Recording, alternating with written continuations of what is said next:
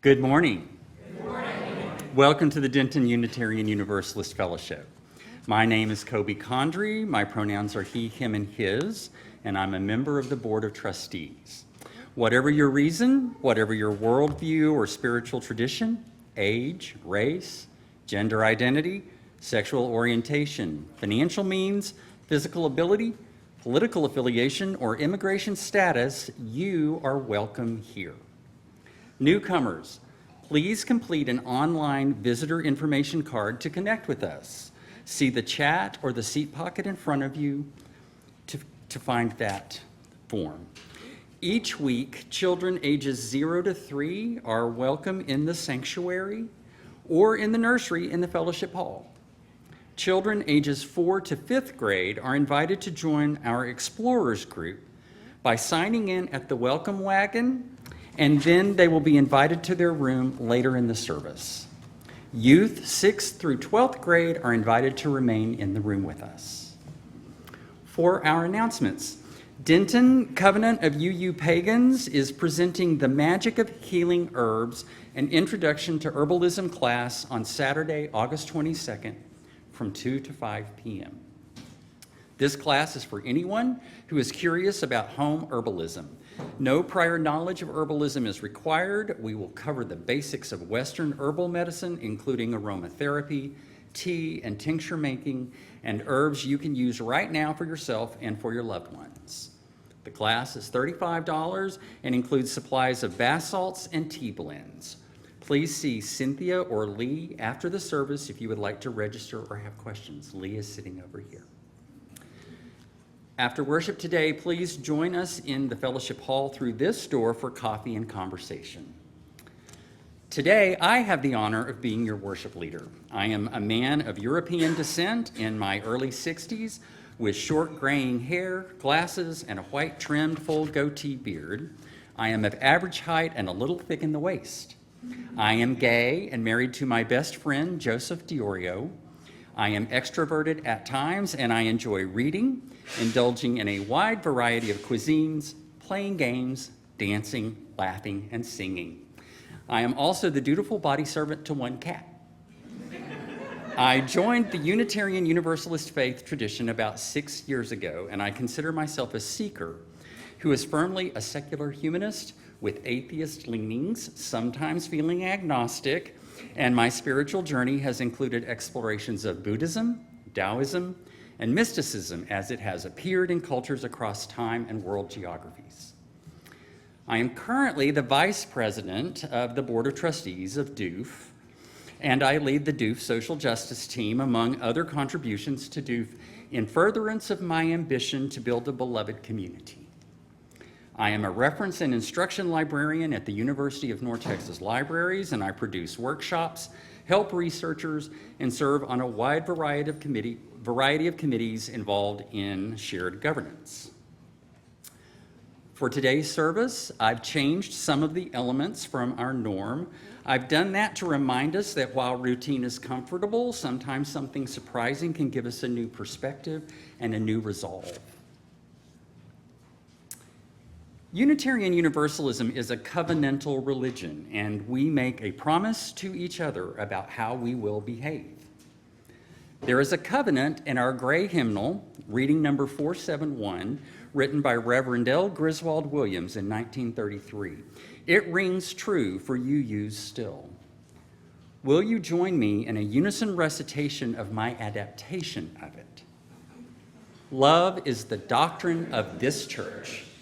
The quest of truth is its sacrament, and service is its prayer. To dwell together in peace, to seek knowledge in freedom, to serve human need, to the end that all souls shall grow into harmony with love. Thus do we covenant with each other. Thank you. Now, let us prepare our hearts and minds for worship.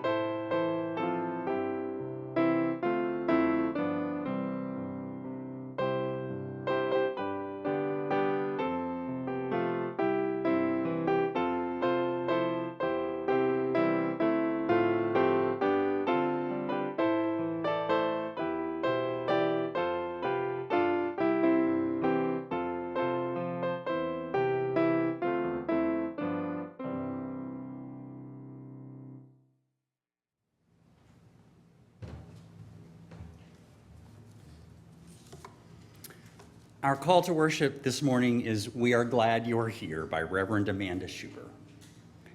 If this is your first time here or your 101st time, we are glad you are here. If you carry the weight of a weary world on your shoulders, or you entered the doors with a song in your heart and a skip in your step, we are glad you are here. If you are the loudest voice on the town square or the subtle hand behind the scenes, we are glad you are here. If you have failed once or 1,000 times, we are glad you are here. If you sing like angels or mumble behind the hymnal, we are glad you are here. This community is what it is because of your presence. So welcome. Welcome to this space of love, support, justice, compassion, fellowship, and worship. We are glad you are here. I now invite Sandy Swan to light our chalice. Our chalice lighting is "To Speak When Silence Feels Safer" by Reverend Michelle Collins. This flame burns for the courage we find when fear makes sense. Not the absence of doubt, but the choice to act anyway. We light it for those who speak when silence feels safer, and for those who act when invisibility beckons. Please rise as you are willing and able for hymn number 170, "We Are a Gentle, Angry People." We will sing verses 1, 2, and 4.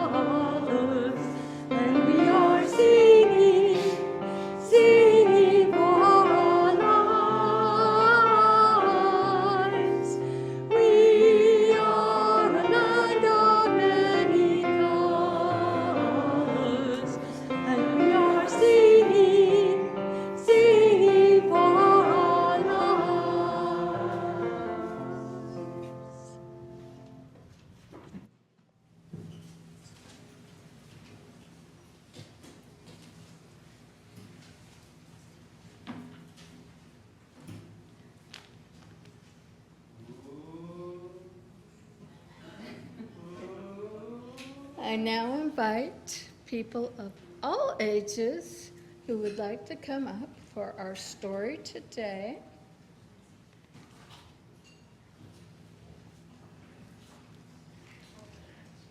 And the pictures will be up here on the monitor.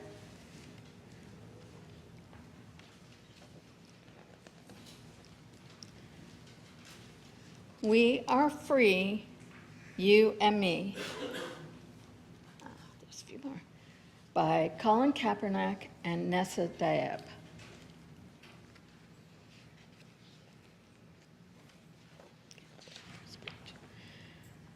Another world is not only possible, she is on her way. On a quiet day, you can hear her breathing. Your truth is your strength, like the roots of a tree. Trust in your power. You have the right to be free. The right to be free is something we share.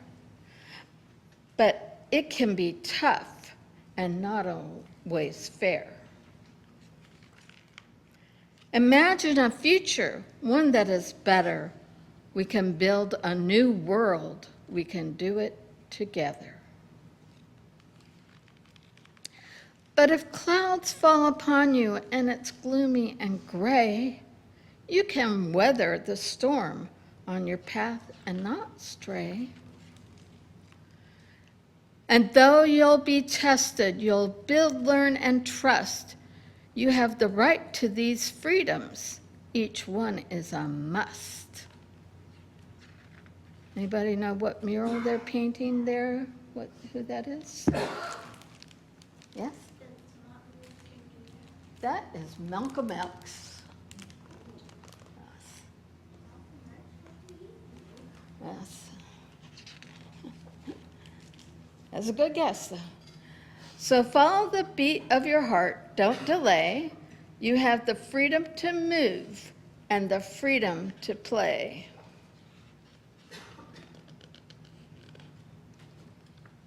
You're one of a kind with so much to give.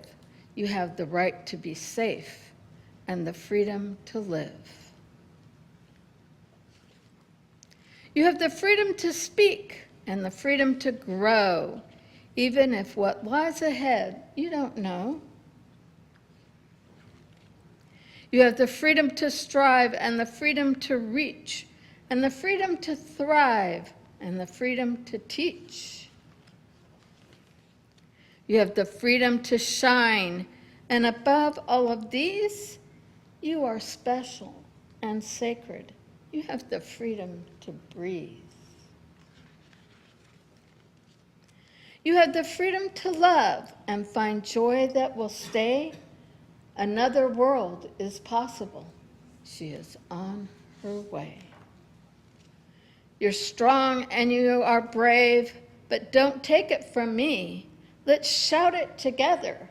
We have the right to be free. And that is our story. Who would like to light our chalice today? All right, and I'll just take this. You can do it? All right, well, that candle's about gone, too. There we go. Ooh, careful. This is really small. I don't think I can put it on. It's very short. Let me see if we can fix that. Yeah. We can get, ooh, it's hot. Let's see if that helps. There we go. Very good. Now we'll say the words together in our order of service. Yeah, it's a lot of smoke, very much. It's our chalice of love and light, uniting you used by day and by night. Who wants to carry it in?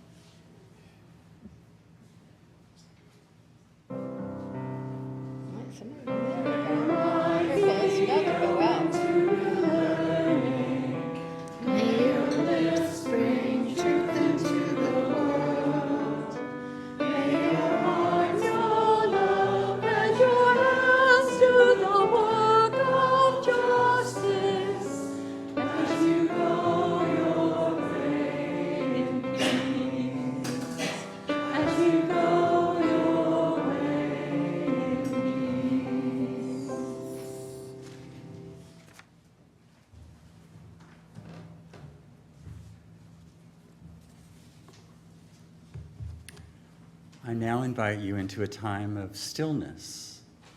We sometimes call it prayer or meditation. I want you to imagine a mountain lake that is reflective of the sky. Breathe with me. In through the nose and out through the mouth.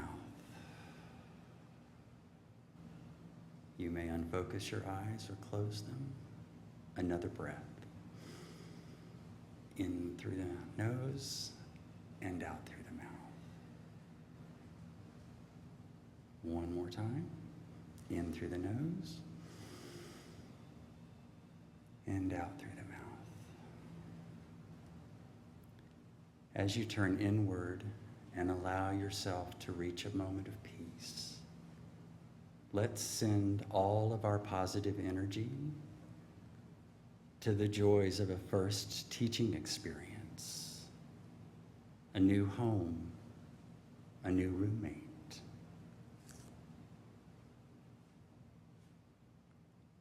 The mixed blessing of return to school, the sorrow of aging grandparents who struggle with their bodies becoming uncooperative.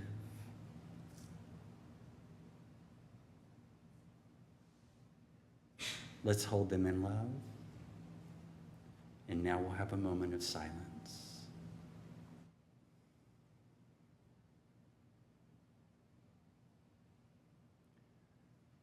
Now drawing your attention back to your breath. Turning outward again, let's breathe in. Through the nose and out through the mouth. Once more, in through the nose. Feel the tension in your body as you let it go and breathe out through your mouth. For a third time, in through the nose and out through your mouth. And coming back into the room, feeling refreshed a little. Bless you.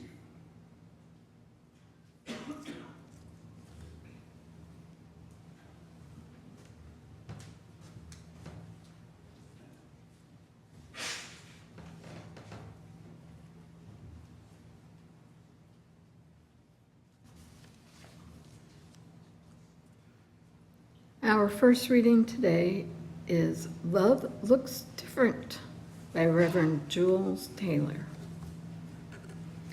Love is patient. Love is kind. It does not envy. It is not proud. Love bears all things. We know these words, use these words when we refer to one person loving another. Love looks different when we relate to systems. Love looks different in the face of injustice. It is then that love is resistant. Love is defiant.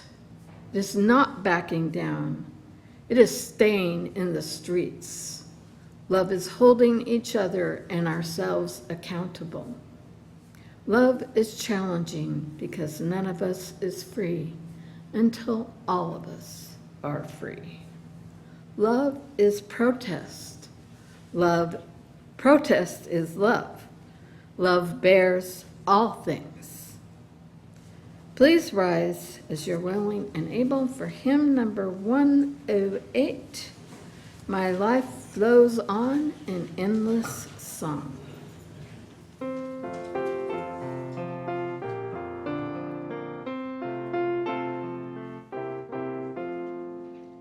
My life flows on in endless song, above us lamentation. I hear the real, the far-off hymn that hails a new creation.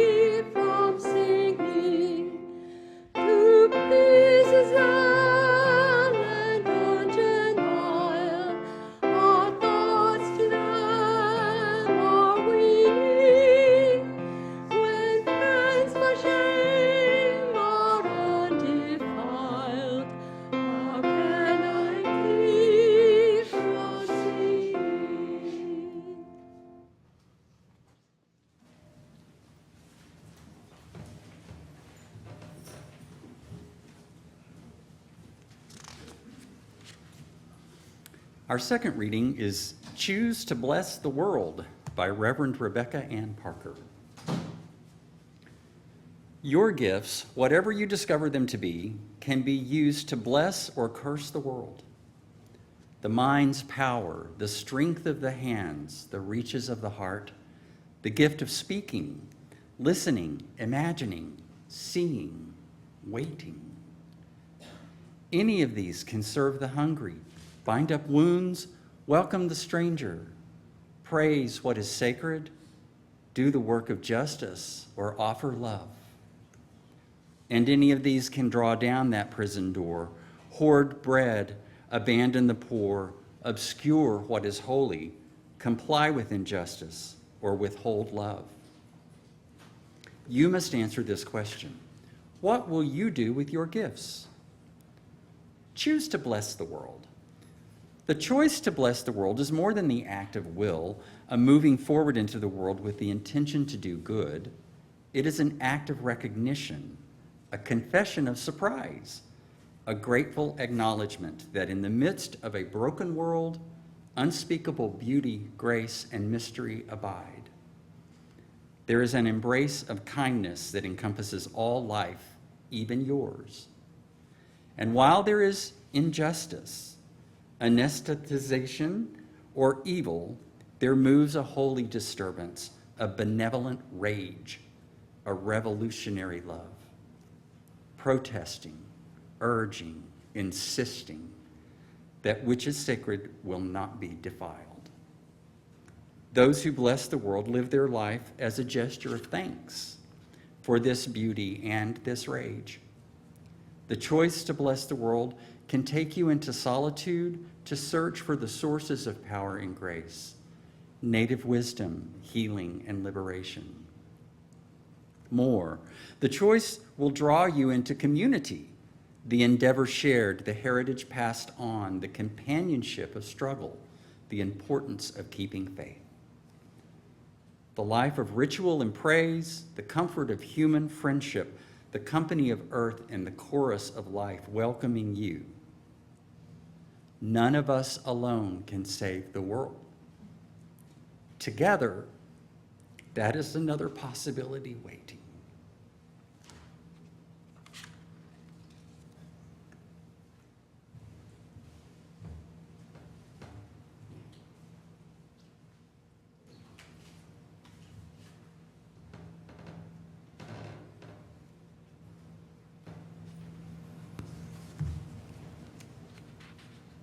Each week, we pass 2 baskets, one for this faith community and one for the larger community. Our second offering recipient for the month of August is the Texas UU Justice Ministry, which is the State Action Network for Texas, with a motto of bending Texas toward justice together.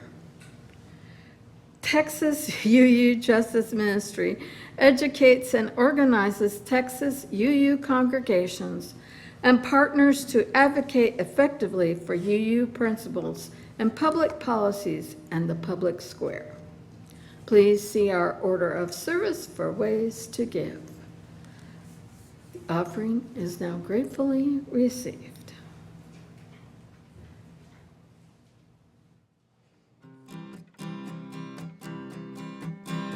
I wish I knew how it would feel to be free. I wish I could break all these chains holding me. I wish I could say all the things I could say. Say 'em loud, say 'em clear, for the whole world to hear. Say 'em loud, say 'em clear, for the whole world to hear. I wish I could share all the love in my heart. Remove all the bars that still keep us apart.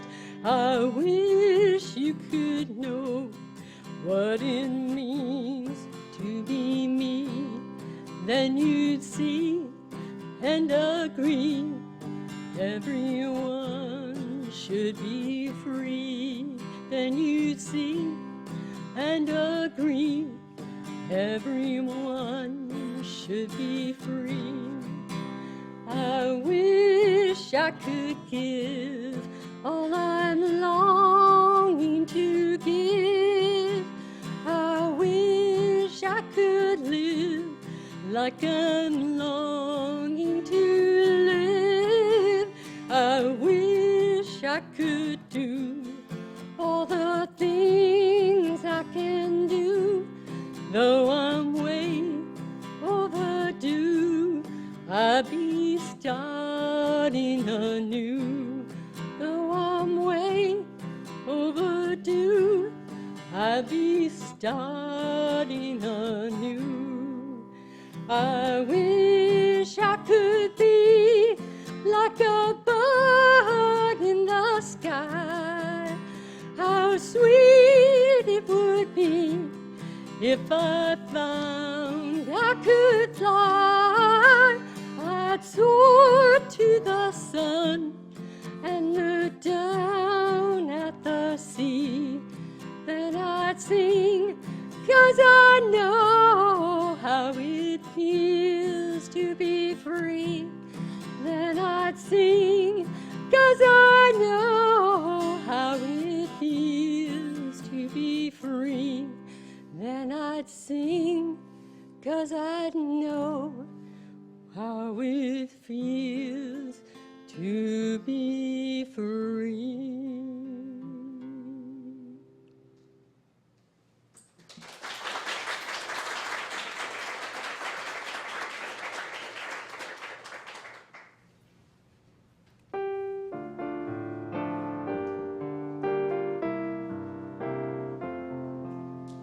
From you I receive, to you I give.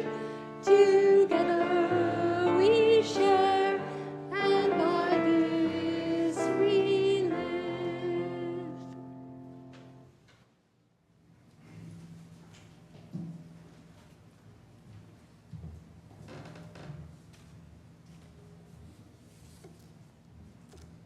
Thank you, Aaron and Chuck. That was beautiful. And I did throw them a curveball by giving them a Nina Simone song to sing. All right. I titled today's reflection, The Sacrament of Social Justice in Unitarian Universalism, or Social Justice is Holy Work. A sacrament is a visible sign of something that is holy, hard evidence of the mysterious, the unexplainable, the sacred. I propose that every action on behalf of social justice is a sacrament, a visible sign of our calling to holy work in Unitarian Universalism. My reflection today explores how faith becomes visible in the world, how our spiritual practice asks us to keep learning and listening, changing and acting. Love may be asking each of us to become courageous, and together we can help bend the development of our society toward justice. There are many ways we might define religion. Religion can be the stories we tell about where we came from, the questions about why are we here, or maybe the songs we sing and the candles we light and the prayers we offer, the rituals we practice. But for us as UUs, religion is really what we do with our love, what we make manifest in our lives, like welcoming immigrants or LGBTQ plus people or all skin colors and cultures, like showing up at the protests or the Pride event or the polls. Social justice is not an extra added activity of our faith. It is something that we embrace in our daily lives, inside and outside of Sunday service. We acknowledge that the work requires us to make time for it, to have courage, to devote our energy for its accomplishment. Social justice is holy work. It is one of the ways our love becomes visible in the world. We started this service with a covenant that begins, "Love is the doctrine of this church, the quest of truth is its sacrament, and service is its prayer." These words, written by Universalist minister L. Griswold Williams in the 1930s, connect love to seeking truth and to service. The covenant continues by describing a promise of peaceful existence, freedom, the pursuit of knowledge, and providing for human need so that all people may be beloved. So love is not merely a feeling. It asks us to find what is real and what is good for everyone. That changes how we understand social justice. Love demands action. Love looks at a person who is hungry and says, "How can I help?" Justice asks, "Why are people hungry in the first place?" Love comforts the person who has been excluded. Justice asks, "Who built the door that kept them out?" Love embraces the person who is afraid. Justice asks, what structures made that person feel unsafe? That is why social justice belongs in religious life, because religion at its deepest asks us not merely, what do you believe? It asks, what kind of a person are you becoming? What kind of community are you creating?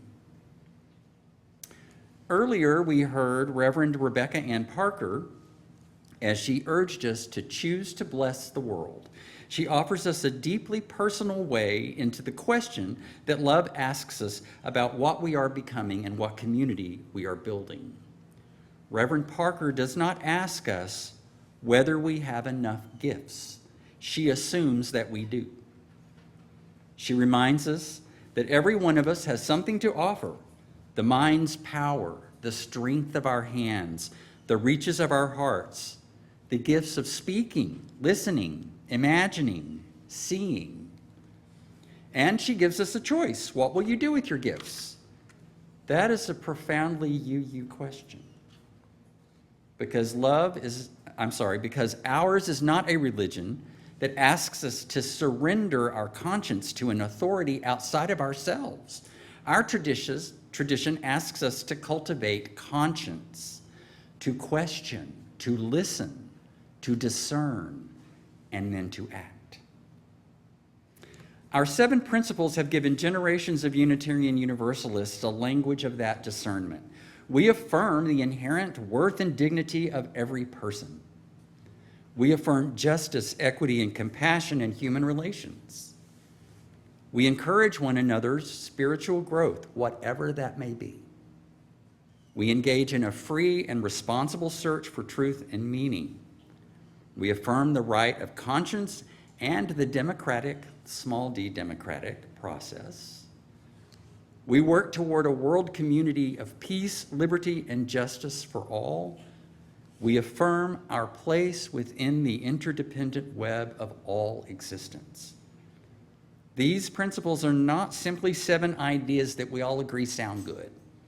They are invitations, and every invitation eventually becomes a question of action. If every person has inherent worth and dignity, what do we do when someone's dignity is denied? If justice, equity, and compassion are sacred values, what do we do when systems produce inequality? If we affirm democracy, what do we do when someone's voice is suppressed? If we seek peace, liberty, and justice for all, what do we do when some people are excluded from that all? And if we are part of the interdependent web of existence, what do we do when the earth itself is being harmed? The answer cannot simply be, I believe in justice. At some point, belief has to become behavior. Love has to become action. Our Unitarian and Universalist ancestors were not perfect, and that is important to say. Our movements were born in predominantly white Christian America, and they carried many of the prejudices and exclusions of their time, lending us both prophetic courage and painful failure. But that is not a reason to abandon our tradition. It is a reason to take the deepest values seriously and to keep striving to do better, to advocate for love's demands, to acknowledge our mistakes, and to remediate the harm we've done.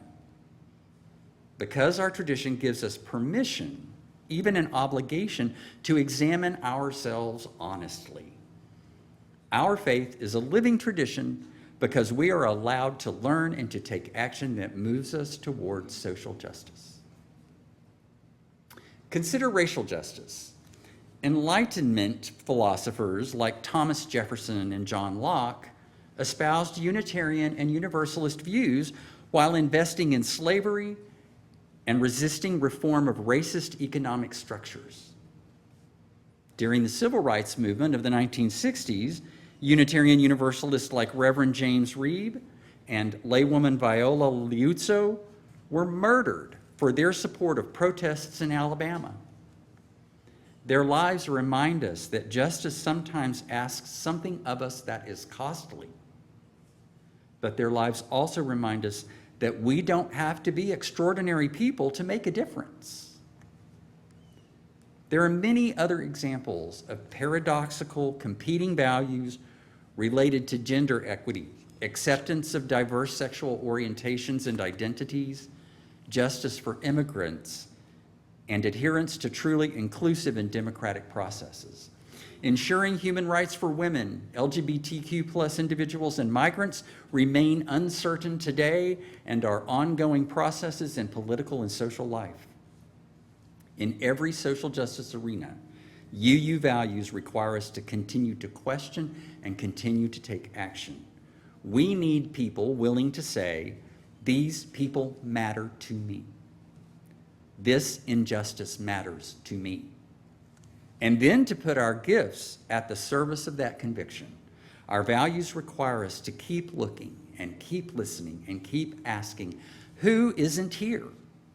Who is unheard? Who is doing the work without receiving the acknowledgement or the power? Whose concerns are treated as legitimate? Can we disagree with one another while still recognizing one another's humanity? Asking these questions is what a living faith does. It keeps discovering where our values need to be more fully embodied. And our faith is changed by listening. That is spiritual growth. We ask our congregations to live more fully into the promise of inherent worth and dignity. This is what happens when theology encounters real human lives. Any person can reason, if I have inherent worth, then you must know me as I am. Then my family must be welcome. Then I must feel safe in this space. If I have inherent dignity, then I must be free to live authentically. Universalism tells us that love is not rationed. It is not reserved for our own families, our own race, our own gender, our own political party, our own theology. It's not reserved for citizens. It's not reserved for people who speak our language. It is not reserved for people born on this side of an invisible line. The question we must always ask is, what does love require when a human being is frightened, displaced, or seeking safety? We must continue to challenge systems that treat human beings as problems rather than people. A meal can be holy. A ride can be holy. A place to sleep can be holy. Accompanying someone to an appointment can be holy. Standing beside someone in a courtroom can be holy. Writing a letter to a prisoner can be holy. Planting a tree or cleaning up a waterway or reusing items can be holy. Not because any of these objects or acts is magical in itself, but because through an ordinary act, love becomes visible. That is what a sacrament is. Reverend Parker tells us, choose to bless the world. But what does blessing the world look like when the world is unjust? What does love look like when love encounters a system rather than an individual? And this brings us to our other reading. Reverend Jules Taylor gives us an answer. Love looks different when we relate to systems. Love looks different in the face of injustice. It is then that love is resistant. It is defiant. It is not backing down. It is staying in the streets. Love is holding each other and ourselves accountable. Love is protest. Look at the way these two readings interweave. Reverend Parker asks, what will you do with your gifts? Reverend Taylor says, what will love require when injustice stands in the way? Together, they give us a methodology of social justice grounded in love. First, we recognize our gifts. Then we choose how to use them. Then we encounter injustice. And when we do, love changes form. Love becomes resistant, defiant, accountable. It becomes courageous and protest. Not because love has stopped being gentle, but because sometimes gentleness towards injustice is cruelty toward the people who are suffering from that injustice. Sometimes the loving thing is to say no, or to interrupt, or to march in the street. Sometimes the loving thing is to vote, or to organize. Sometimes the loving thing is to challenge our own congregation. Sometimes the loving thing is to risk being uncomfortable. And sometimes the loving thing is simply to remain beside someone when they are hurting. Love does not always look the same. Love looks like what the moment requires. This is why I want us to think of social justice as a sacrament. A sacrament is an ordinary thing through which something sacred becomes visible. Water, bread, wine, oil, a flame, or perhaps a ballot, a protest sign, a welcoming hand, a courageous conversation, a meal shared, a child affirmed, the stranger welcomed, an immigrant accompanied, a convict comforted, a river protected, a system challenged. These are ordinary things, but through them something extraordinary becomes visible. Love. There's a quotation associated with Unitarian minister Theodore Parker that was later made famous by Martin Luther King Jr. Parker wrote about the moral arc of the universe and his confidence that it bends toward justice. We sometimes hear that phrase as though justice simply happens, as though history automatically gets better. But the arc does not bend itself. People bend it. People bend it when they march, when they vote, when they organize, when they testify, when they shelter the stranger or challenge racism, when they insist that women deserve full voice and power over their bodies and lives, when they affirm LGBTQ+ people, when they defend immigrants, when they reach out to help, when they protect the earth. People bend it when they refuse to let another human being become invisible. The moral arc bends because ordinary people put their hands on it. You, me, us. The Reverend Parker offers us one more important truth. None of us can save the world alone. Thank goodness, because that's not our assignment. Our assignment is not to save the world by ourselves, and I have to remind myself that frequently. Our assignment is to bless it with the gifts we have, to bring what we can bring, to do what we can do, and to join with others. The concluding words of her poem are so powerful and so charged with hope unspoken.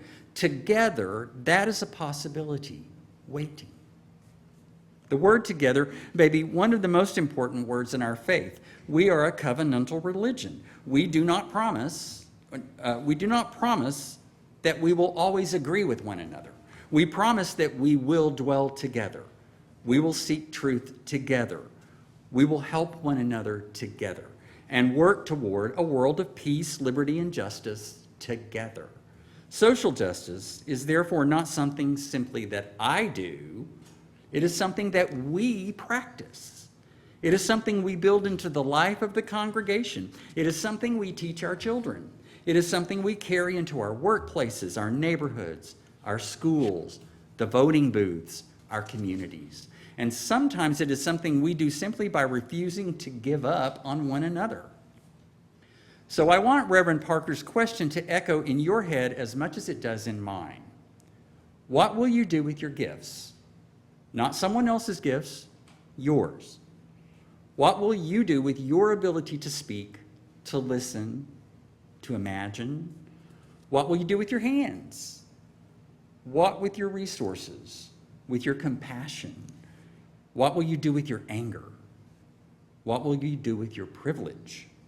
What will you do with your time? What will you do with your capacity to bring people together? And perhaps most importantly, what will you do with your love?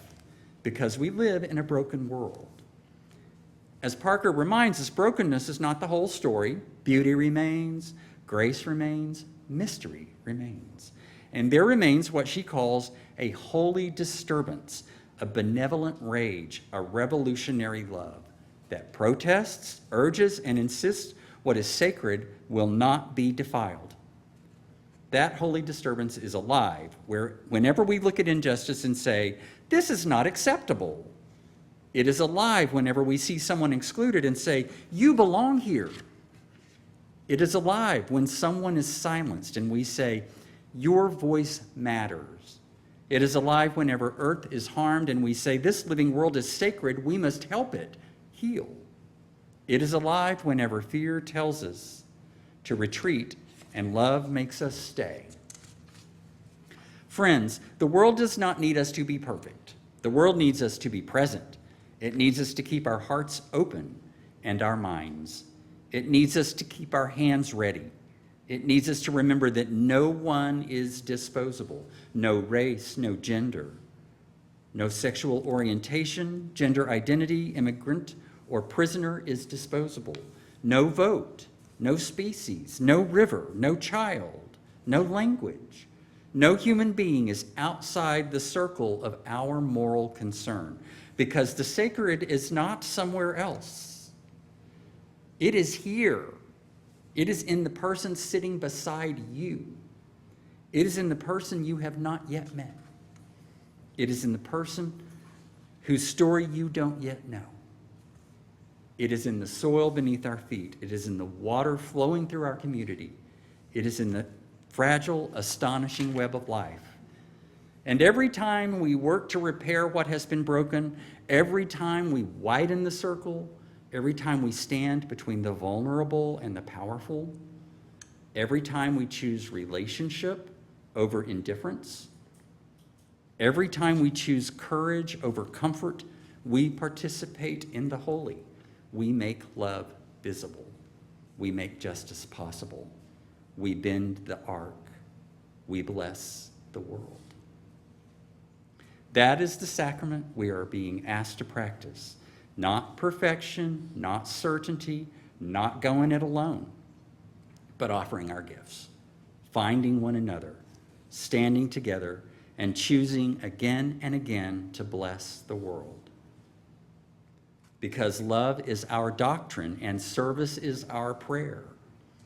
Because love looks different in the face of injustice. Sometimes love is patient and kind.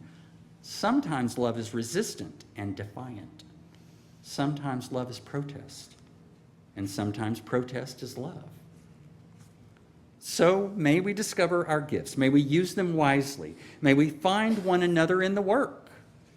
May we have the courage to resist what diminishes human dignity. May we have the humility to listen when we have more to learn. May we protect this precious earth. May we widen the circle of belonging. And when the work becomes difficult, may we remember, none of us alone can save the world. Together, that is another possibility waiting. Choose love. Choose justice. Choose courage. Choose to bless the world. May it be so. Bless every one of you. and bless the whole wide world, no exceptions. Our bulletin announces a different hymn than the one than we're going to actually sing. So would you please rise as you are willing and able for hymn number 131, Love Will Guide Us.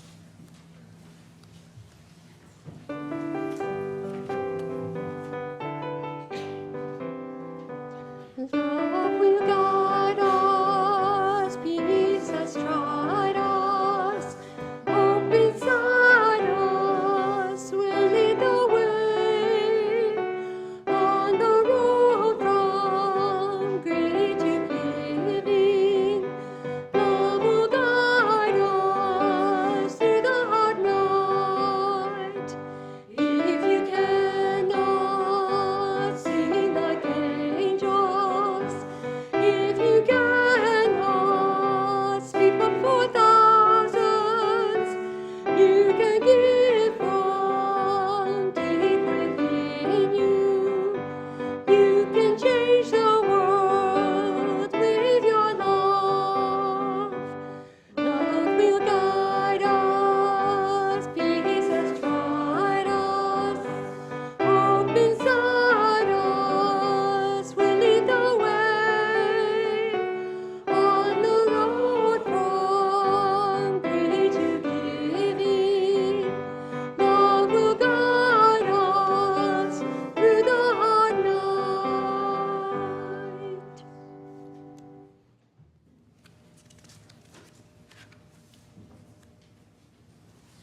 Sandy?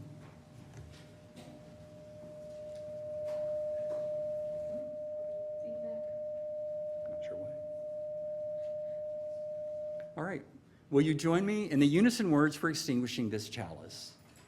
We extinguish this flame, but not the light of truth, the warmth of community, or the fire of commitment. These we carry in our hearts until we are together again.